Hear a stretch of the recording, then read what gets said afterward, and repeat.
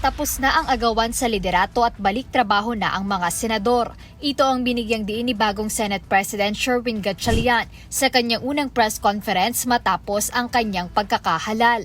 Ayon kay Senator Gatchalian, dahil maayos at kompleto na ang komposisyon ng mga komite, maaari nang simulan ang mga pagdinig sa mga nabinbing panukalang batas.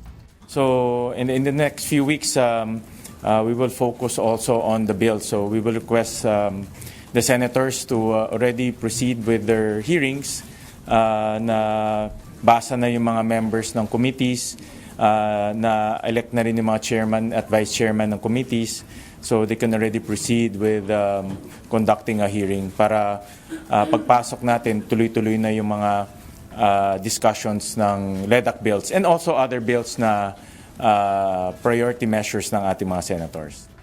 Kaugnay nito, tiniyak ng pinuno ng Senado na bukas ang kanyang tanggapan na makipag-usap sa mga miyembro ng minorya upang masiguro ang maayos na ugnayan sa pagpasa ng mga crucial na batas.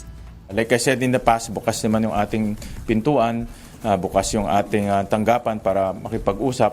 But I really appreciate yung mga minority members na nandoon yan. Give me a chance to talk to them, to also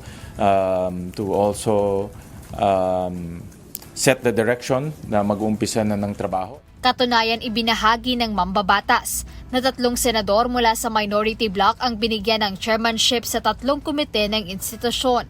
Maganda rin na appoint na 3 minority members as chairman, no?